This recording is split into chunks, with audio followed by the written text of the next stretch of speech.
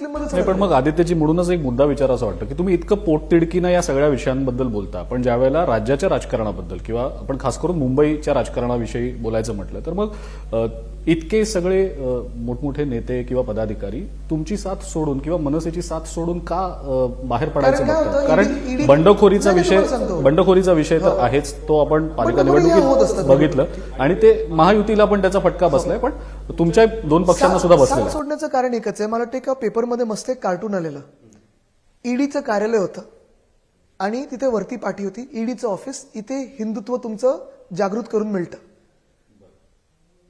देशभक्ती तुमची तिथे लगेच जागृत होते.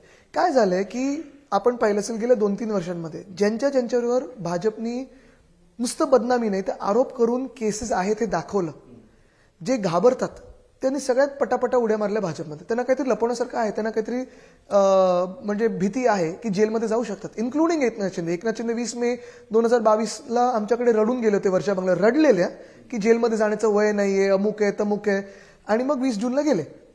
दादांवर आरोप केले, 2 दिवसात दादा तिथे गेले.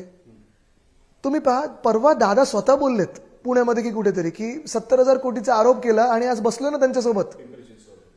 आता मला वाईट संघाच्या आणि भाजपच्या कार्यकर्त्यांबद्दल वाटतं, कारण संघ असेल किंवा भाजप असेल, एक विचारधारा जे कार्यकर्ते आहेत, आणि तसं पाहायला गेलं तर मुंबईमध्ये पण प्रकाश मेहता असतील, राज पुरोहित असतील, विनोद तावडे असतील, अनेक त्यांचे असे चेहरे आहेत ज्यांनी पिढ्यानपिढ्या वर्षानुवर्ष भाजपसाठी काम केलं. अनेक तरुण कार्यकर्ते असे ज्यांनी घरादावर पाणी सोडून, काही लोकांनी लग्न पण नाही केली, डेडिकेटेड काम केलं संघाचे. पण मी खरोखर त्यांचं डिसिप्लिन आपण जर पाहिलं तर मनापासून काम करतात. पण ते कोणासाठी काम करतात? देशासाठी काम करायचं असं त्यांना सांगितलं की तुम्ही देशासाठी काम करताय. अजून काय सांगितलं? तुम्ही भ्रष्टाचारांविरुद्ध काम करताय. आज काय झालंय, 25 वर्ष आम्ही ज्यांच्या सोबत होतो, ज्या कार्यकर्त्यांसोबत होतो, ते बिचारे कार्यकर्ते तिथेच राहिलेत. आमच्यासोबत ते लढले कोणाविरुद्ध? ज्यांच्यावर त्यांनी आरोप केले. आज ज्यांच्यावर आरोप केले, ज्यांनी लाठीचार्ज ज्यांच्यावर केला, ज्यांच्यासाठी जेलमध्ये गेले, तेच लोकांची उपमुख्यमंत्री. म्हणजे मग तुम्ही जे म्हणताय ते की ते आयारामांना संधी मिळाली आणि निष्ठावंतांना डावललं, बरोबर, आणि त्याचा परिणाम या निवडणुकीत. नुसतं आयराम गैराम नाही, भ्रष्टाचारी लोकांना संधी मिळाली. 70,000 कोटीचा तुम्ही आरोप तुम्हीच केला होता ना. फडणवीस साहेबांनी सांगितलं होतं की आम्ही अविवाहित राहू, अमुक धर्म नाही तमुक धर्म नाही. आज कोणाबरोबर बसलेत? बरं, मग परवा आरोप एकामेकांवर केल्यानंतर भाजप काय सांगता, अजून आरोप सिद्ध नाही झालेत. सिद्ध नाही झाले तर तुम्ही कशाला बसलात? आता हिंदुत्व करून आम्हाला बदनाम करण्याचा प्रयत्न केला की पालघर साधू हत्याकांडामधलं जे काही ते सगळं प्रकरण झालं, सकाळी आम्ही अटक केली होती सगळ्या गावाला.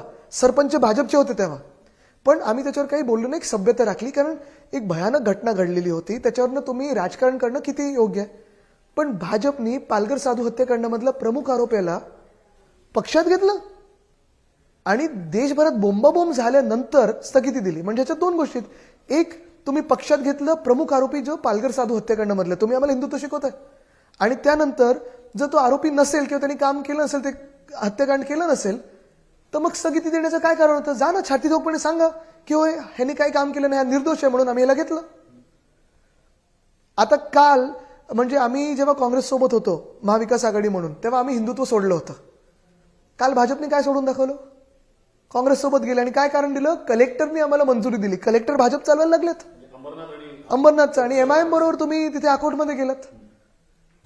तर एकंदर प्रश्न हाच आहे. आणि जे मी सातत्याने, तुम्ही माझी शाखा भेटी बघा, तुम्ही माझे इंटरव्ह्यूज बघा, किंवा तुम्ही माझी विधानसभेतली कुठचंही भाषण बघा किंवा प्रश्नोत्तराच्या तासातले प्रश्न बघा, मी फक्त आणि फक्त मुद्द्याचं बोलतोय. बरं, पण मग आदित्यजी आता ओझरता उल्लेख झाला काँग्रेसचा, तुम्ही आता बोलताना उल्लेख केला, पण मग मला तोच प्रश्न विचारायचा आहे की यंदाच्या पालिका निवडणुकीमध्ये काँग्रेस आणि वंचितची आघाडी झालेली आहे, आणि या कदाचित आघाडीचा असं वाटतं का तुम्हाला वैयक्तिकरित्या की तुमच्या पक्षाला आणि मनसेला याचा फटका बसू शकेल? याचं कारण मी सांगतो, कारण विधानसभेच्या निवडणुकीला तुम्ही एकत्र लढलेला होतात आणि त्याचा बऱ्यापैकी फायदा किंवा जे काही नुकसान जे तुम्हाला वाटत असेल ते तुम्ही पाहिलंय, तुमचं अनालिसिस त्याबद्दलचं रेडी असेल कदाचित.